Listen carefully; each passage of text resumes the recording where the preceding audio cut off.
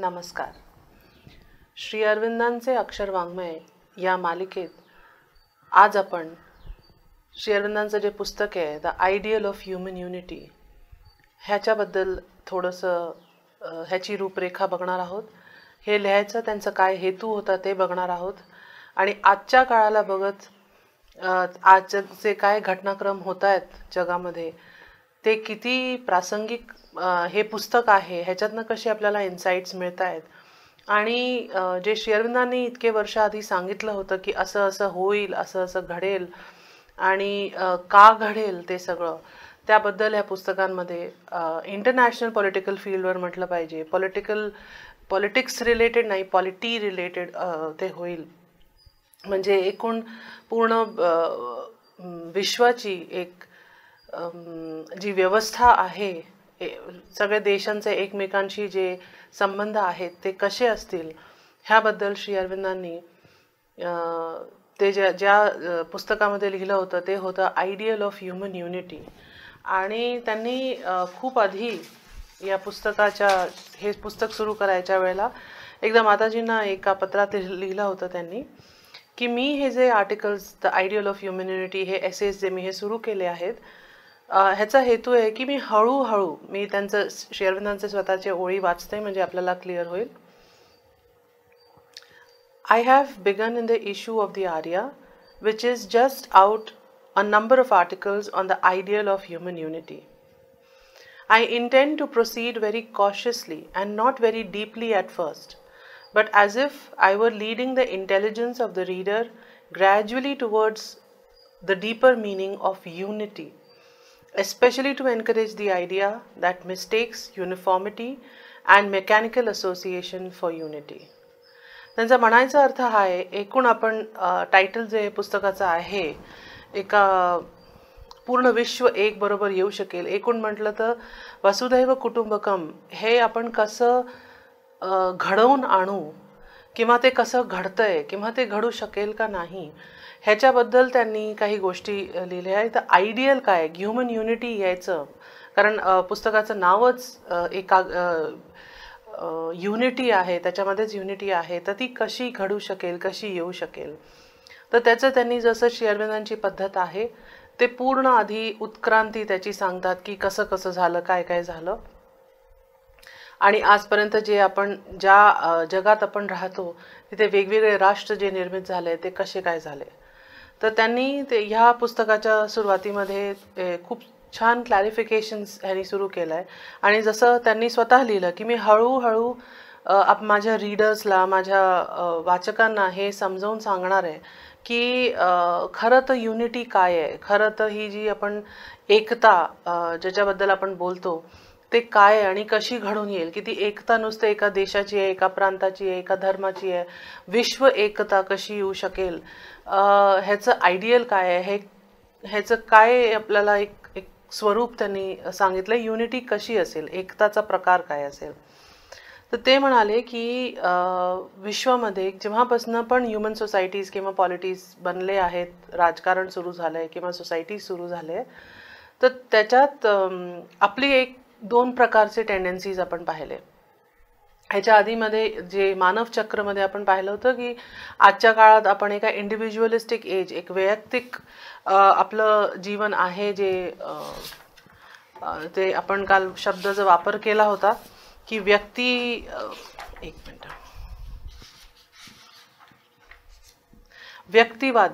आपण जे व्यक्तिवादी जगात आता राहतोय आणि तिकडनं आपण आत्मनिष्ठ जगात पुढे चाललोय.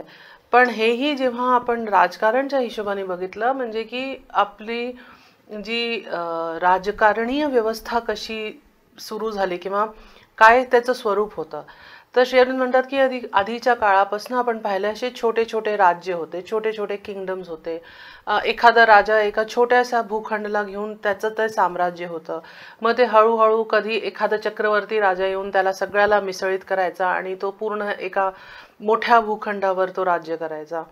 मग ते परत विभाजित व्हायचे आणि मग ते परत एकत्रित व्हायचे. ते असे दर प्रत्येक देशात, प्रत्येक कॉन्टिनेंटमध्ये म्हटलं पाहिजे तर हे असे सुरू होते. कधी रोमन एम्पायर, कधी हे प्रॉव्हिन्स, कधी ते किंगडम, असं करून करून ते सुरू होतं.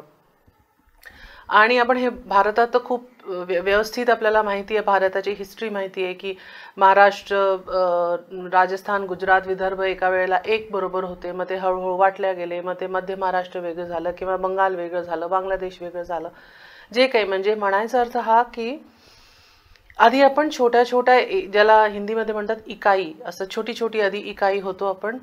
आणि मग त्याच्यात काय झालं की खूप जास्त कधी भांडणं होऊ लागली. आणि हे कदाचित आपल्या सोसायटीला जाणवलं, पॉलिटीला जाणवलं, राजांना जाणवलं की आपण एक छोटं 10, 12, 15,000 लोकांवर आपण राज्य करतोय किंवा 1,00,000 लोकांवर आपण राज्य करतोय आणि बाजूचं गाव पण तितकंच मोठं आहे.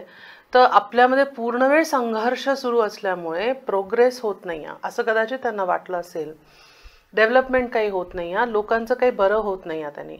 आणि असे फोर्सेस काही ना काही आले. असं नाही की त्यांनी मुद्दाम, कदाचित असं नसेल की त्यांनी संधी करून की नाही आपण चला प्रजाला चांगलं वाटेल म्हणून आपण एकत्रित होऊन एखाद्या राजाने रूल करायचा, असं कधीच कदाचित झालं नसेल. कारण सगळ्यांनाच पॉवर हवं असतं, सगळ्यांनाच आपलं शक्तीचं प्रदर्शन करायचं असतं.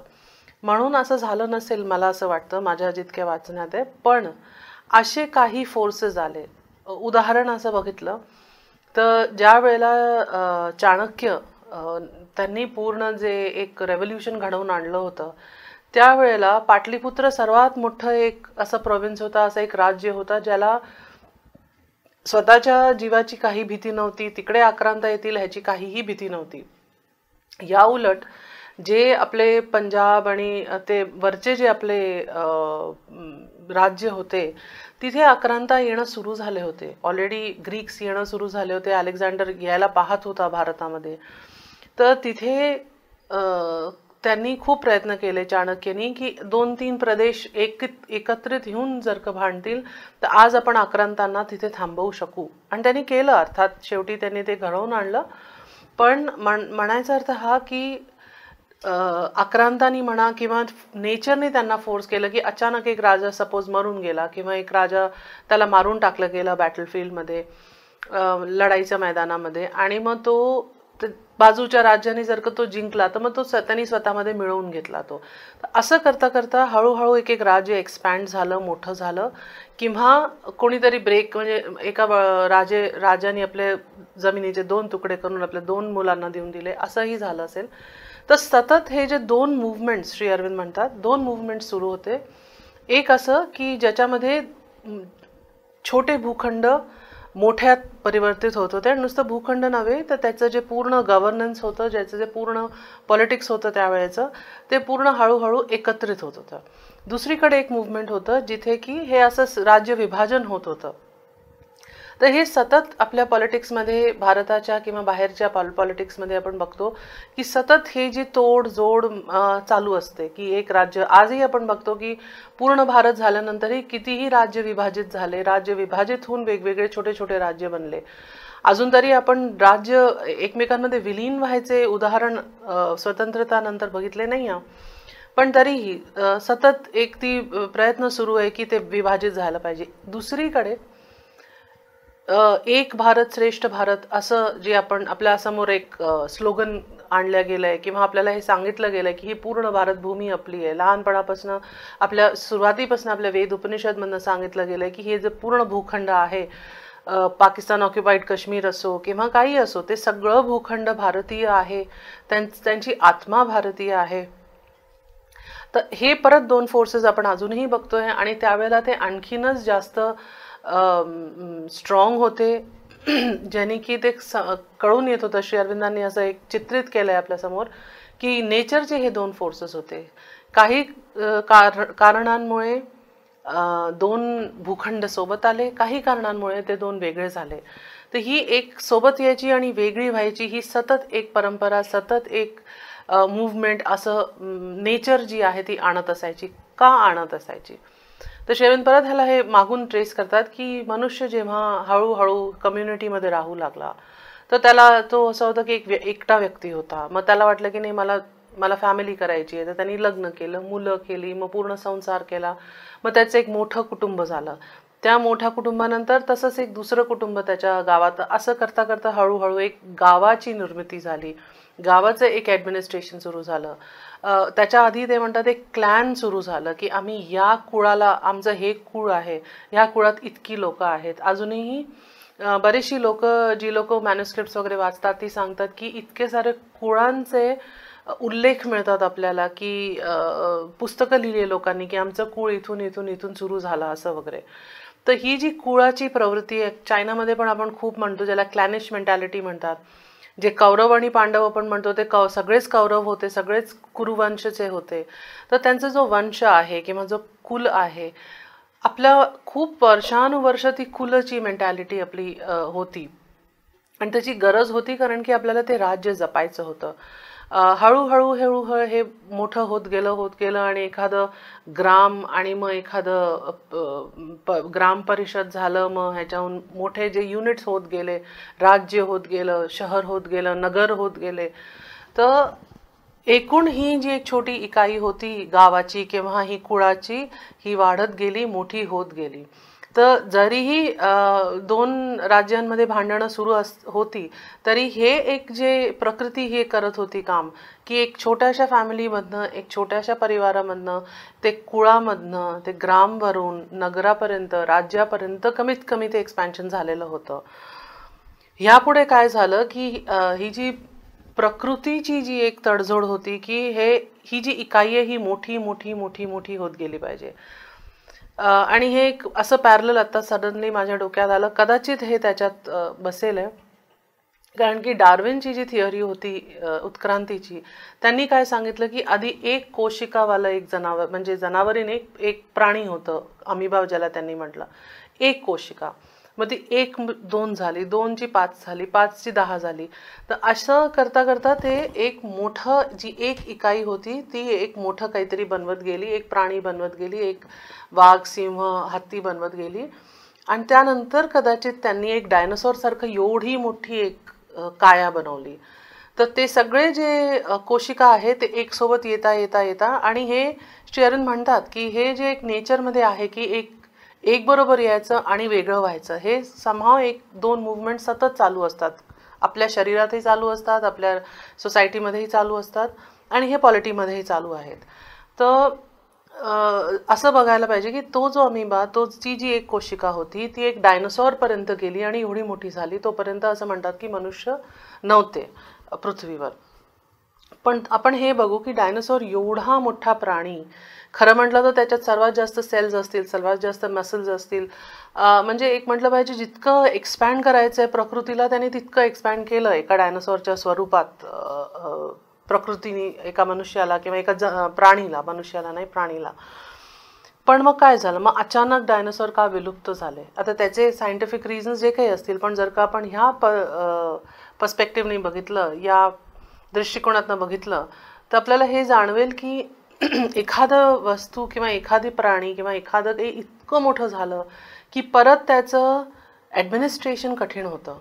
आणि कदाचित असंच झालं असेल, कारण जुन्या काळामध्ये ज्याला आपण एम्पायर्स म्हणतो, ज्याला आपण रोमन एम्पायर, ग्रीक एम्पायर, आणि त्याच्या आधी तर सिव्हिलायझेशन्स होते. पूर्ण एक कॉन्टिनेंट, एक इंडस व्हॅलीची एवढी मोठी कॉन्टिनेंट होती, मग एक मेसोपोटॅमियन एवढी मोठी कॉन्टिनेंट होती, मग एक चायनीज सिव्हिलायझेशन एवढी मोठी. असे मोठमोठाले सिव्हिलायझेशन्स झाले. अर्थात त्याला एक राजा म्हणून नव्हता, पण असं सिव्हिलायझेशन म्हणून आपण ह्याला समजतो. पण एखादा राजा त्याला आला किंवा चक्रवर्ती राजा आला, त्याला काय मिळालं, एक पूर्ण साम्राज्य, म्हणजे ज्याला आपण एम्पायर म्हणतो. मला त्याचं इक्वॅलंट नाही माहिती मराठीत किंवा हिंदीत. पूर्ण साम्राज्य त्याला मिळालं, आणि ते एवढा मोठा भूखंड होता.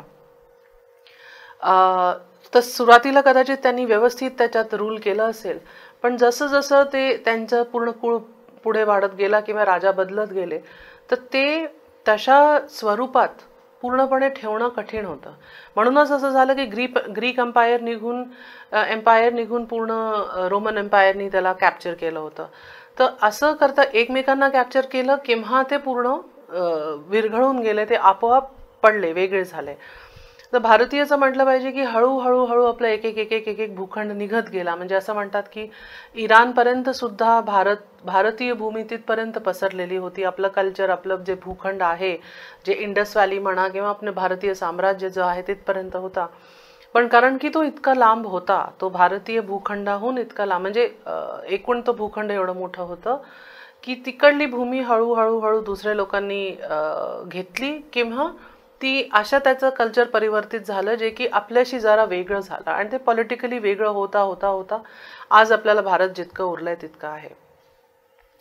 तर म्हणायचा अर्थ हा की प्रकृतीने हे प्रयत्न केले होते, एवढे मोठमोठाले भूखंड त्यांनी एक पॉलिटिकल युनिट म्हणून बनवले होते. तर श्री अरविंद म्हणतात की एका काळी ही नेचरची गरज होती, ही प्रकृतीची गरज होती की एवढे मोठे मोठे साम्राज्य उभे केले पाहिजे.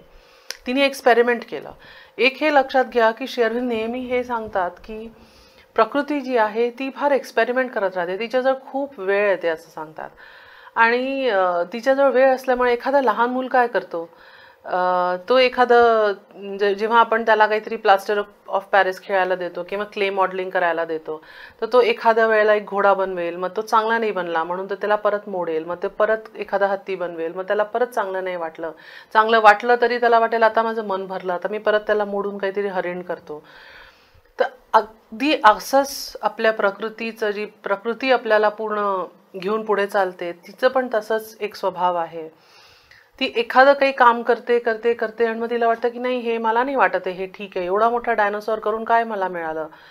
डायनोसॉर नाही म्हटलं तरी एक असा भारी भरकम प्राणी, पृथ्वीवर राहणारा, आणि जे काही असेल प्रकृतीचं जे काही त्याच्यामध्ये का तिने डायनोसॉरला विलुप्त केलं. पण त्यानंतर मनुष्य आले, मनुष्याला अजून विलुप्त नाही केलं. उलट मनुष्य जे आले ते असं म्हटलं जातं आपल्याला ईश्वराच्या प्रकृतीमध्ये,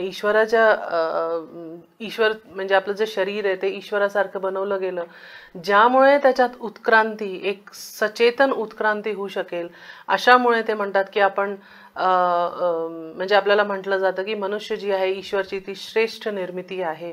ह्याच्यासाठी आता तसं म्हटलं तर डायनोसॉर सुद्धा श्रेष्ठ निर्मिती होऊ शकली असती, कारण की ते एवढं महाकाय त्याचं शरीर होतं. पण नुसतं काया मोठी असल्याने ते ती श्रेष्ठ निर्मिती होते अशातलं नाही. हेच जर का भूखंडाबरोबर पण बघितलं तर काया त्याची मोठी होती, भूखंड मोठं होतं, म्हणूनच ते एवढं मोठं आहे, म्हणूनच ते श्रेष्ठ आहे अशातली गोष्ट नव्हती, किंवा ते सांभाळू शकणं शक्य नव्हतं. म्हणून प्रकृतीने परत एक एक्सपेरिमेंट केला की त्यांनी इकडे तिकडे खूप आक्रमण, खूप आक्रांता, खूप लढाया हे सगळे सुरू केला. तर एक आपण बघू, एक खूप मोठा काळ आपल्या हिस्ट्रीमध्ये असा गेलाय, भारत म्हणजे मानवीय हिस्ट्रीमध्ये, मानवीय इतिहासमध्ये असा गेलाय, ज्याच्यात की खूप सारे बदल घडले, जिथे राज्य तुटले, राज्य बनले, साम्राज्य तुटले, साम्राज्य बनले, भूखंड इथून वेगळे होऊन तिथे झाले, काय काय वेगवेगळं खूप काही घडून आलं. तर हे जे सगळं उथल-पुथल झाली म्हटलं पाहिजे, ह्याची एक डायरेक्शन होती. ह्याची काय डायरेक्शन होती, श्री अरविंद म्हणतात की साम्राज्य जेव्हा नाही खूप सोपेपणी हे झाले लोकांना करायला की साम्राज्य सांभाळले नाही जाते, तर त्याच्याहून एक छोटी इकाई करायचं प्रकृतीने ठरवलं, आणि ती इकाई होती राष्ट्रची इकाई. तर राष्ट्र आता बघा, सगळ्या दूर जिथे पण ज्या पण देशातला आपण बघू, कुठलंही साम्राज्य किंगडम म्हणून कदाचितच कुठलं तरी काही राहिलं असेल, एक देश किंगडम म्हणून कदाचितच राहिलं असेल कुठे. सगळे स्वतःला नेशन किंवा राष्ट्र असंच सांगतात. त्यांच्यामध्ये कुठली पॉलिटिक्स आहे, त्यांना कोण डिक्टेट करतंय किंवा कोण त्यांच्याकडे प्रधानमंत्री प्रेसिडेंट आहे ते गोष्ट वेगळी. पण आज इंग्लंड म्हणा किंवा ब्राझील म्हणा किंवा एक छोटंसं पापुआ न्यू गिनी असं सारखं छोटंसं एक देश सुद्धा स्वतःला राष्ट्र म्हणतं, स्वतःला देश म्हणतं. ते स्वतःला एम्पायर म्हणत नाही, साम्राज्य म्हणून सांगत नाही, ते एक देश म्हणून सांगतं. तर श्री अरविंदांचं म्हणायचं हे अर्थ होता की वर्षानुवर्ष प्रकृतीचे हे एक्सपेरिमेंट चालू होते. आणि असे ते म्हणतात की पहिला एक्सपेरिमेंट ह्याचा श्रीकृष्णाने केला होता की पूर्ण भारत त्यांनी काय केलं, खरं तर जे कौरव आणि पांडवांचं जे भांडण झालं होतं किंवा जे त्यांनी घडवून आणलं होतं असं म्हणतात, ते याच कारणाने घडवून आणलं होतं. एकूण त्याचे वेगवेगळे आणखीन आध्यात्मिक कारण आहेत, पण एक कारण हे की त्यांनी दोन झेंड्यांखाली, म्हणजे कौरव आणि पांडव ह्या 2 झेंड्यांखाली त्यांनी पूर्ण भारतीय जितके पण राजा होते, जितके पण प्रांत होते, जितके पण राज्य होते, त्या सगळ्या लोकांना एकत्रित केलं होतं. जी लोक पांडवांकडे होते ते सगळे राजा इथे आले, जी लोक कौरवांकडे होते ती राजा इथे आले. आणि त्यांचा करायचा प्रयत्न हाच होता की जे नेगेटिव्ह फोर्सेस आहेत ते एकदा ते बाजूला झाले, की जे उरलेले लोक आहेत जे एक सत्तेसाठी उभे राहतील, जे भारत भूमीसाठी उभे राहतील, त्यांना घेऊन एक राष्ट्र बनवता येईल. अर्थात त्यावेळेला कदाचित हे शक्य नसेल, मला सांगता येत नाही, पण श्री अरविंद परत ह्या गोष्टीचं आपल्याला उल्लेख ह्या गोष्ट सांगतात की प्रकृती जी आहे ती एक्सपेरिमेंट्स करत राहते, ती अनुसंधान करत राहते. आणि ती असं नाही करत की तिने आज एक हत्ती बनवला तर तो फुल अँड फायनल बनून जातो. तर ती आज काहीतरी बनवते आणि मग ती तिच्या मनात, तिच्या गर्भगृहात ते राहून जातं, की गर्भात ते राहून जातं की मी असं एक काहीतरी बनवलं होतं. आता ते कधीतरी जेव्हा उत्क्रांती होईल, 1000 वर्षानंतर, 2000 वर्षानंतर ते फलीभूत होईल, ते मॅनिफेस्ट होईल. तर जे श्रीकृष्णाने केलं होतं त्या काळामध्ये ते एक असं नाही की ते final full and final result आणायला म्हणून केलं होतं, पण ते एक प्रकृतीचा एक एक्सपेरिमेंट म्हटलं पाहिजे की एक राष्ट्र निर्मिती होऊ शकते का, राष्ट्र बनू शकतं का, हे त्यांनी प्रयत्न केला होता. पहिल्यांदा त्यांनी हा प्रयत्न केला होता. त्यानंतर अर्थात बऱ्याचशा लोकांनी, चाणक्यानी म्हणा, अशोकानी म्हणा, वेगवेगळ्या राजांनी केले असे प्रयत्न, पण ते झालं का नाही. भारताच्या संदर्भात बघितलं तर भारतीय लोक जी होती ती स्वतःमध्ये खूप आनंदी आणि खूप संतुष्ट होती. त्यामुळे काय झालं की जेव्हा अशी कधीतरी संधी आली आपल्याकडे, आणि आपल्याला नेहमी हे शिकवलं होतं बुद्धिझमनी आणि अद्वैत जे आपण फॉलो करत होतो त्यांनी हे शिकवलं की या जगात काही राहिलेलंच नाही आहे, मग कशाला मला हे जग वाचवून काय करायचं आहे, मी आपलं संन्यासी होतो, मी हिमालयात जातो.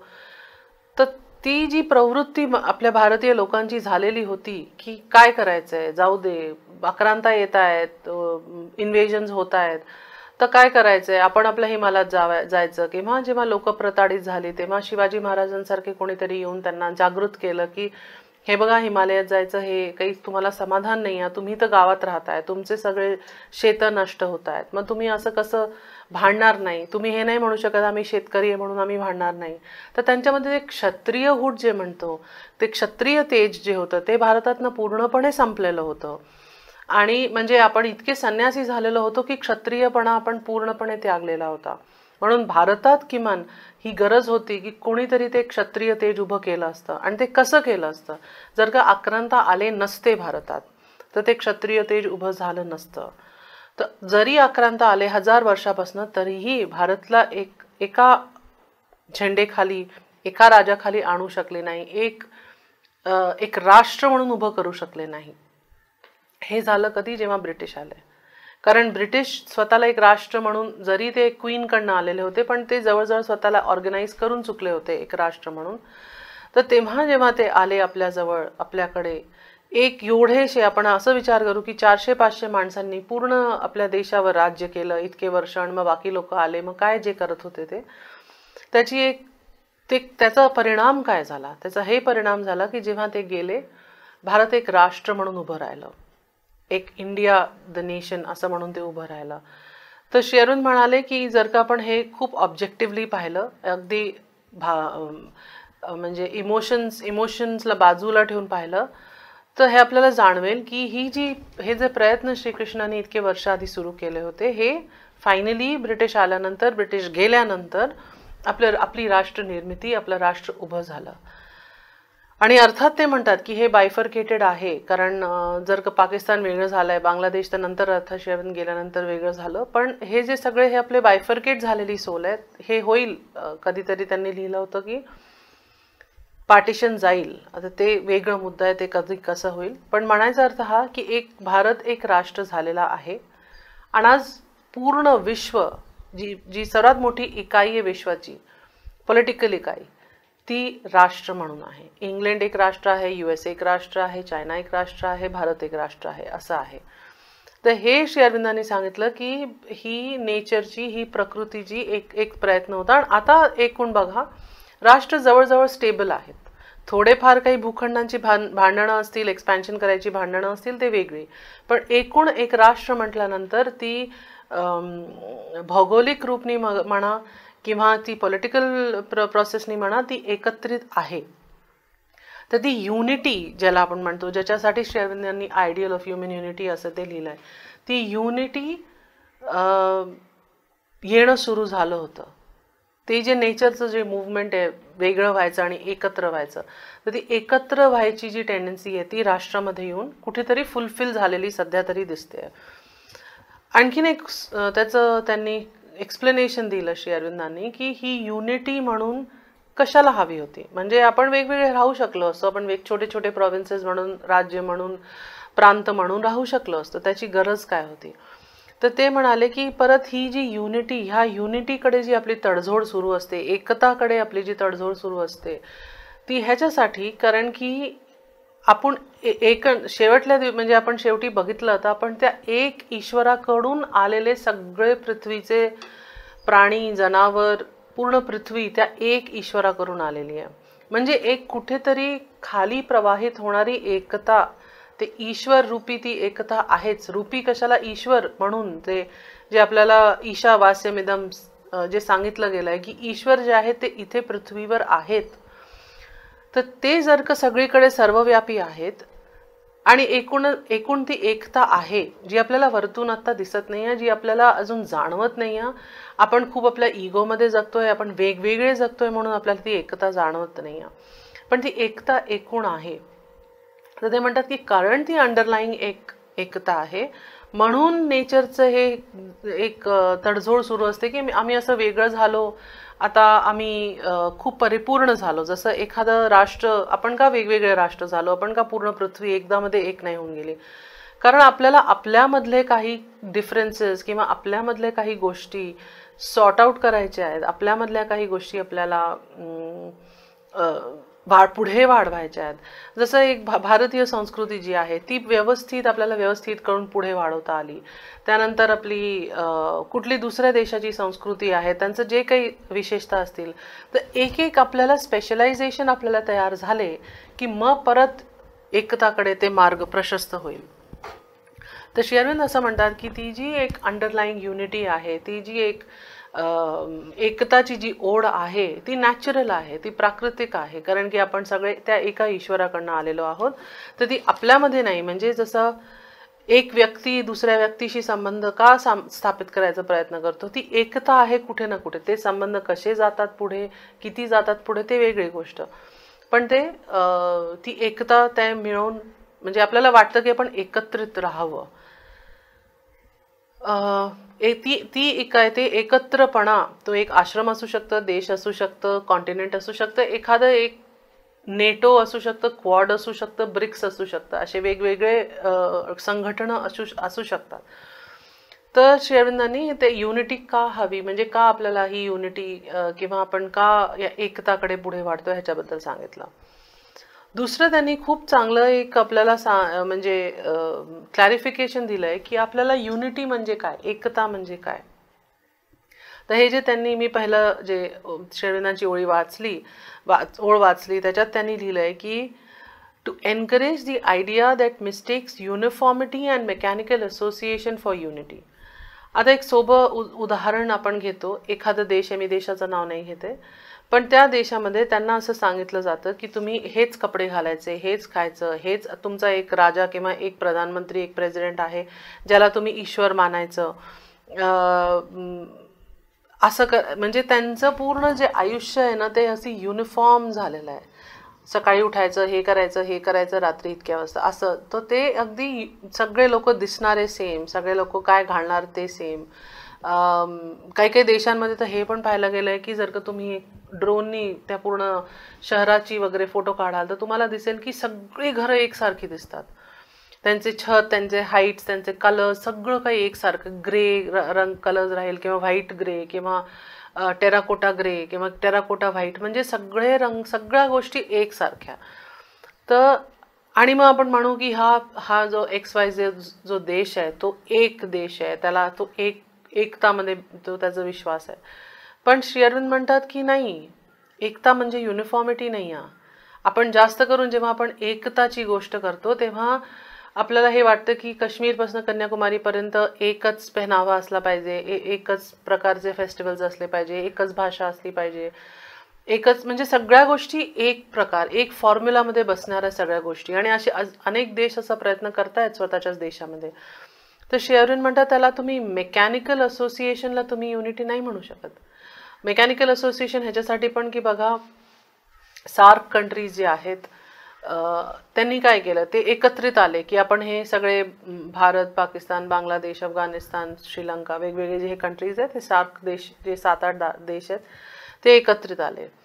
पण काय झालं मेकॅनिकली ह्याच्यासाठी, कारण की आपण सगळे भूखंडाने जुडलेलो आहोत, तर मेकॅनिकल झालं ते एक भूखंड आहे म्हणून. आणि ज्या काही कारणांनी आपण ते सगळं, ती संघटना आपण बनवली, ते कार्यान्वित नाही झालं. कारण एखादा देश आपल्या हिशोबाने काम करतंय, दुसरा देश आपल्या हिशोबाने काम करतंय, तर ते एक आतून येणारी युनिटी ती काही फॉर्म झाली नाही. ह्याच्या विरुद्ध जर का आपण G20 बघितलं, G20मध्ये इतके हजारो 70पेक्षा जास्त देश आहेत. म्हणजे इनिशियली 20 लोकांपासून सुरू झालं होतं, 20 देशांपासून सुरू झालं होतं, आज कितीतरी देश त्याच्यात पुढे आलेत, सम्मिलित झालेत. तर G20मध्ये आपण बघितलं तर लोकांमध्ये एक सौहार्द ठेवायची, प्रकृतीला वाचवायसाठी, ग्लोबल वॉर्मिंग वाचवायसाठी काही काम करायचं, ह्याच्यात एकत्रित आले ते एक आयडियलला घेऊन. तर नुसतं भूखंड एक बरोबर राहिले म्हणून हे असं असोसिएशन होऊ शकणं, मेकॅनिकल असोसिएशन होऊ शकणं, ह्याला आपण युनिटी म्हणणार नाही. आपण असं नाही म्हणू शकत की एशिया एक पूर्ण सबकॉन्टिनेंट एकत्रित आहे. एशिया म्हणून आहे कारण आपण त्या बाउंड्रीजला एशिया सांगितलंय. पण आज कदाचित भारतचे रिलेशन फ्रान्स बरोबर जास्त चांगले आहे एखाद्या एशियाई देशाबरोबर पेक्षा, कदाचित. मी म्हणते, मी हे पॉलिटिकली त्याला जज नाही करत आहे, पण एक उदाहरण देते. तर शेअरिननी पण हे सांगितलं होतं की एक असा काळ येईल आहे जेव्हा ह्याची गरज नाही आहे की तुम्ही नुसते एका भूखंडाने तुम्ही जोडलेले आहात म्हणूनच तुम्ही एक संघटन फॉर्म कराल, अशी गरज नाही पडणार. असं होऊ शकेल की एक देश ऑस्ट्रेलिया असेल आणि एक इंग्लंड असेल, किंवा एक कॅनडा असेल आणि एक इंग्लंड असेल, किंवा ऑस्ट्रेलिया असेल, ती लोक एक संघटना अशी फॉर्म करतील. आणि ते बघितलंय आपण, झालेलं आहे. ब्रिक्स झालंय, आता खूप सारे संघटना देशामध्ये, दुनियामध्ये आलेले आहेत, जगामध्ये आलेले आहेत. आणि जास्त करून सगळे वेगवेगळ्या भूखंडांमधनं आलेले आहेत. आफ्रिका असेल किंवा युरोप असेल किंवा रशिया असेल, कुठलंही असेल. तर हे जी संघटना झालेली आहे, तर शेअरबंदांचं म्हणणं असं होतं की ह्या युनिटीला तुम्ही युनिफॉर्मिटी समजू नका. एकता जी आहे ती समानता म्हणून नाही आहे, ती एक साम्य, आपण सगळे एकसारखे असू ह्याचा अर्थ आपण एकता म्हणून लावू शकत नाही. पण ती एकता येईल सुरुवातीला, पहिल्याच दिवशी अगदी पूर्ण वसुधैव कुटुंबकम होणार नाही. ते कसं होईल हळूहळू. तर ते सांगतात की जेव्हा आपल्याला एक ते हे कळेल की भारत जसं फॉलो करतो युनिटी इन डायव्हर्सिटी, जे एकता में अनेकता में एकता जे आपण फॉलो करतो, की आपण सगळ्या गोष्टी एन्जॉय करतो. आपण साऊथचे फेस्टिवल साऊथमध्ये, नॉर्थचे नॉर्थमध्ये, म्हणजे आपण इतकं रिच आपला कल्चर आहे, ह्या गोष्टीचा आपल्याला गुमान आहे, ह्या गोष्टीला आपण अप्रिशिएट करून पुढे वाढायचं. आणि हे समजायचं की ईश्वर सगळीकडे आहे, किंवा आपलं कल्चर तर तेच आहे, फक्त आता नॉर्थमध्ये त्याचं नाव काही वेगळं आहे, साऊथमध्ये नाव काही वेगळं आहे, पण ते आहे. त्याच्यात डिव्हिजन नाही आहे, त्याच्यात युनिटी आहे, पण त्याच्यात मल्टिप्लिसिटी आहे. एक मल्टिप्लिसिटीचं एक आपल्याला लक्षात घ्यायला लागेल परत, की जर का आपल्याला रोज म्हटलं गेलं की तुम्ही एकच रंगाचे कपडे घाला रोज आयुष्यभर, तर आपल्याला खूप कंटाळ होईल, आपल्या आयुष्यात काहीच असं मजेशीर राहून जाणार नाही. तर प्रकृतीचं पण असं आहे की ती डायव्हर्सिफाय करते, ती त्या गोष्टी, ती पण स्वतःला, म्हणजे प्रकृतीने पण एकच रंगाची फुलं बनवली असती ना. जर का तिला नुसतं युनिफॉर्मिटी हवी असती तर तिने एकाच सारखी लोक, एकाच सारखी फुलं, एकाच सारखे वेदर, सगळ्या गोष्टीमध्ये एकसारखंच बनवलं असतं. पण एकूण बघा, प्रकृतीने तर सगळं काही इतक्या जास्त स्वरूपांमध्ये बनवलेलं आहे. तर ती एन्जॉय करते, प्रकृती एन्जॉय करते की मी इतके एक फुल, एक छोटंसं किडा सुद्धा, एक लाल रंगाचा किडा, त्याच्यात पण किती सुंदर डिझाईन करून ते बनवतात.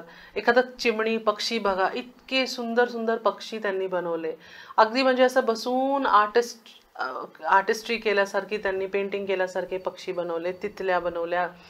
पानं बघाल तर मला कधी कधी वाटतं की पूर्ण पृथ्वीवर कुठल्याही 2 वृक्षांची पानं एकसारखी नाही आहे. ही व्हरायटी प्रकृतीने दिलेली आहे. हे किती सुंदर एक त्यांनी म्हणजे सांगितलंय, प्रकृतीने सांगितलंय की there is a diversity, there is a variety असली, डायव्हर्सिटी असली ते किती रिच होतं. आपली पृथ्वी किती रिच झालेली आहे. पण त्याच्यात एकता आहे. सगळे वृक्ष आहेत, सगळे एकसारखं काम करतात, त्याच्यात एकसारखी त्यांची अभिप्सा आहे. तर ते एक आहेत. चिमणी जगत म्हणा, प्राणी जगत म्हणा, फुलं जगत म्हणा, सगळेच त्यांचं एक रिचनेस आहे, एक परफेक्शन आहे आणि ते परिपूर्ण आहेत आणि तरीही ते डायव्हर्स आहेत. म्हणून आपण असं नाही म्हणू शकणार की एक गुलाब जास्त सुंदर आहे का एक कमळ जास्त सुंदर आहे. दोन्ही आपल्या आपल्या प्रतीने दोघेही सुंदर आहेत. दोघांचे वास खूप सुंदर आहेत. तर सगळ्यांना एक इंडिव्हिज्युअलिटी मिळालेली आहे, एक डायव्हर्सिफिकेशन मिळालेलं आहे. तर मग आपण देश असून असं कसं विचार करू की सगळ्यांनी एकसारखं विचार करायला पाहिजे, एकसारखे कपडे घातले पाहिजे वगैरे. तर म्हणून श्री अरविंद ह्याला खूप एम्फसाइज करतात की ही जी युनिफॉर्मिटी आहे, ही जी युनिटी आहे, ही जी एकता आहे, ही युनिफॉर्मिटी किंवा मेकॅनिकल असोसिएशन नसेल. त्याच्या पुढे ते लिहितात की असं होईल जसं आता आपण थोड्या वेळाआधी बोललो की वेगवेगळे देश एकत्रित येऊन एखादं कॉन्फेडरेशन किंवा फेडरेशन किंवा अशी संघटनं उभी करतील. आणि अशी संघटनं उभी झालेली आहेत, बऱ्यापैकी झालेली आहे. जसं नेटो म्हणा, ब्रिक्स म्हणा, क्वाड म्हणा, इतके सारे खूप झालेले आहेत ज्याची नावं पण आता म्हणजे मोठी मोठी लिस्ट आहेत. आणि त्या वेगवेगळ्या कारणाने आले आहे. श्री अरविंदांनी हे पण लिहिलं होतं की हे गरज असं नाही आहे की सगळ्या गोष्टी एकाच कारणाने पुढे येतील. जसं भारताचं फ्रान्स बरोबर सोलर अलायन्स झालेलं आहे. भारताचं फ्रान्स बरोबर डिफेन्स जे आपले इक्विपमेंट्स आहेत ते द्यायचं अलायन्स झालेलं आहे. ह्याच्या विपरीत आपलं रशियाबरोबर ऑइलचं अलायन्स झालेलं आहे किंवा आपलं चायनाबरोबर इलेक्ट्रॉनिक वस्तूंचा अलायन्स झालेला आहे, एक अंडरस्टँडिंग झालेली आहे. तर म्हणायचा अर्थ हा की आपले प्रत्येक देश आपलं आपलं बघेल, प्रत्येक राष्ट्र आपलं आपलं माझ्यासाठी काय चांगलं आहे, माझ्या उन्नतीसाठी काय चांगलं आहे हे बघून ते दुसऱ्या देशाची जर का तसंच एक सिमिलॅरिटी ऑफ आयडिओलॉजी किंवा सिमिलॅरिटी ऑफ इंटरेस्ट असेल, असं म्हणतात की ते इंटरेस्ट जर का सगळ्यांचं सेम असेल की आम्हाला आमच्याकडे खूप जास्त कांद्याचं उत्पादन होतं आहे म्हणून आम्हाला वेगळ्या देशांमध्ये ते उत्पादन पाठवायचं आहे आणि त्यांना त्याची गरज आहे, तर ते आपण दोघांचे इंटरेस्ट सेम झाले म्हणून तसं एक असोसिएशन असू शकतं, ट्रेड असू शकतं. त्याशिवाय नेटोला बघा, तर ते एक डिफेन्ससाठी आलेले सगळे कंट्रीज एक बरोबर आले आहेत. ते नॉर्थ अटलांटिक ट्रीटीज ऑर्गनायझेशन जे आहे ते तर सगळ्यांनी डिफेन्ससाठी पुढे आलेले ती ऑर्गनायझेशन आहे. तसंच G20 आहे ती ग्लोबल वॉर्मिंगसाठी पुढे आलेली एक ऑर्गनायझेशन. त्याचे वेगवेगळे इंटरेस्ट वाढतात पण सुरुवातीला ते ह्या कारणाने आले होते. तर म्हणायचा अर्थ हा की श्री अरविंदने तेव्हा लिहिलं होतं ही गोष्ट की ती देश पुढे येतील, राष्ट्र पुढे येतील आणि त्यांचं इंटरेस्ट जेव्हा सेम राहील तेव्हा ते अलायन्सेस जास्त वेळ टिकतील आणि ते एकत्रित राहतील. आणि असं करता करता असं कदाचित कधी होणार नाही. त्यांनी असं हे नाही लिहिलं की असंच होईल आणि असंच नाही होणार, पण कदाचित एका म्हणजे एका प्रधानमंत्री खाली पूर्ण विश्व खाली म्हणजे एक कसं म्हटलं पाहिजे विश्व एम्पायर असं बनेल अशातलं पण त्यांनी सांगितलं नाही की मी एक प्रधानमंत्री आणि माझ्या खाली पूर्ण पृथ्वी, असं नाही होणार. पण ते आपले हळूहळू अलायन्सेस होतील, आपले हळूहळू गुट असे बनतील, संघटनं बनतील हळूहळू आणि आपण कॉमन इंटरेस्टमध्ये आपण काम करू असं त्यांनी सांगितलं. तर हे जे त्यांनी आयडियल सांगितलं की आपलं आयडियल आणि आपली वाटचाल काय असेल त्याच्यामध्ये, की कशी ती युनिटी येऊ शकेल आणि त्या युनिटीचं स्वरूप काय असेल, प्रारूप काय असेल, तर तो असा की आपण राष्ट्र म्हणून एकाही झालेलो आहोत. एक राष्ट्र दुसरा राष्ट्र बरोबर काही संधी करेल, कधी काही संधी तुटेल, कधी काही होईल, पण एकूण ह्या गोष्टी एक सामंजस्य बसवायला, एक हार्मनी बसवायला कामी येतील. आज आपण खूप म्हणजे आजच्या परिप्रेक्ष्यामध्ये पाहिलं तर खूप चेंजेस होत आहेत. ट्रेड वॉरमुळे म्हणा किंवा जे अमेरिकेत होत आहे त्याचा डायरेक्ट इम्पॅक्ट भारतात होतो, चायनामध्ये जे होतं आहे त्याचा डायरेक्ट इम्पॅक्ट भारतामध्ये होतो. कुठेतरी एखादी लढाई ते लोक म्हणजे बम टाकतायत त्याचा डायरेक्ट इम्पॅक्ट आपल्याला होतोय. तर आपण इतके कनेक्टेड आहोत आज आणि हे कनेक्शन शक्य झालंय कारण की ही एकताकडे ही मूव्हमेंट सुरू आहे, कॉन्स्टंटली ही चालली आहे. म्हणून आपण कनेक्टेड आहोत. त्याशिवाय आपले जे ट्रेड्स आहेत, ट्रेड अग्रीमेंट्स आहेत, आणि हे सगळं श्री अरविंदांनी जे ह्याच्या आधी आपण पाहिलं ह्युमन सायकलमध्ये त्यांनी लिहिलेलं होतं की एक असा काळ येईल जेव्हा सगळे देश एकमेकांबरोबर ट्रेड करतील, सगळे देश एकमेकांबरोबर कॉमर्स करतील, आणि त्याच्यामध्ये काही त्यांना काही कळेल, त्याच्यात ते एकत्रित येतील किंवा ते वेगळे होतील जे काही. तर असे मुवमेंट्स जे होते आणि आहेत त्याच्याबद्दल त्यांनी सांगितलेलं आहे. तर हे जे श्री अरविंदांचं म्हणजे लिखाणाचा एक हेतू होता, हे वाला आयडियल ऑफ ह्युमॅनिटी लिहायचं जे त्यांचा पर्पज होता, तो हा होता की आपल्याला खरोखर ते एकता काय आहे आणि अनेकतामध्ये एकता काय आहे, किंवा आणि ही तर आपण आपल्या देशाबद्दल समजू शकतो, बोलू शकतो, पण हे इंटरनॅशनली आंतरराष्ट्रीय लेवलवर आपण कसं ह्याला समजू शकतो की आज बघा आपलं एक भारताने आपली एक IIT लेवलची युनिव्हर्सिटी तंझानियामध्ये उभी केली आहे. तर हे नाही म्हटलं तरी आपलं एज्युकेशन बाहेर गेलं, आपलं सॉफ्ट पॉवर बाहेर गेलं, आणि त्यांनाही त्या गोष्टीची गरज होती. तर आपली गरज आणि त्यांची गरज असं एकूण त्याचं सामंजस्य बसलं की आपण एकमेकांबरोबर काम करू शकू.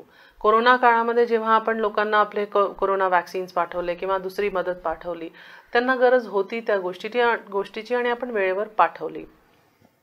तर हे कुठे ना कुठे शेवटी आपण काय करतोय, आपण एका सामंजस्याकडे पुढे वाढतोय. आणि हे श्री अरविंद का लिहून त्यांनी हे आयडियल ऑफ ह्युमॅनिटी सांगितलं, कारण एक खूप सुंदर ओळ आहे त्यांनी जी लाईफ डिवाईनमध्ये लिहिली आहे.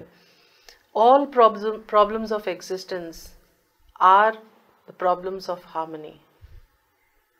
All problems of existence are problems of harmony. म्हणायचा अर्थ हा की आपल्याकडे सामंजस्य नाही आहे, म्हणून आपण भांडत असतो, म्हणून आपण दुखी असतो, म्हणून आपण त्रासात असतो. ते सामंजस्य व्यक्तिविशेषमध्ये असेल तरीही त्रास होतो, म्हणजे नसेल तरीही त्रास होतो की आपण आपलं डोकं काही सांगतंय, आपलं मन काही सांगतंय, आपलं शरीर काही सांगतंय, असं वेगवेगळं झालं म्हणून ते इक्विलिब्रियम नसतं, डिसहार्मनी असते, त्यामुळे आपल्याला त्रास होतो, आजार होतात. आपल्या कुटुंबामध्ये जर का डिसहार्मनी असेल तर तिथे कलह होतात. आपल्या बिल्डिंगमध्ये असे काही प्रॉब्लेम्स असतील तर तिथे कलह होतात. कशासाठी? तर हार्मनी नाही आहे. ऑल प्रॉब्लेम्स ऑफ एक्झिस्टन्स म्हणजे आपण शांतपणे आपल्याला राहायचं आहे तर आपण नाही राहू शकत, कारण कलह होत असतात कुठे ना कुठे, कोणत्या ना कोणत्या पातळीवर कलह होत असतात.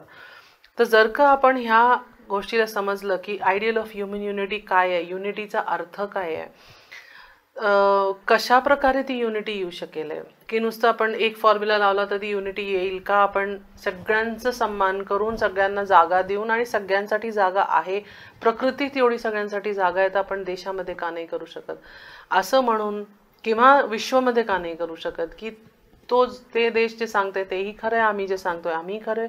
तसं डायव्हर्सिटीमध्ये जी युनिटी ती येईल, त्याच्यामध्ये खूप रिचनेस असेल, त्याच्यामध्ये जॉय असेल, त्याच्यामध्ये पुढे वाढायची एक शक्यता निर्मित होईल. त्याच्यात एकमेकांबरोबर आपण एक्सचेंज करू शकू गोष्टी, आणि आपली संस्कृती, आणखीन आपलं खानपान सगळं काही करू शकू.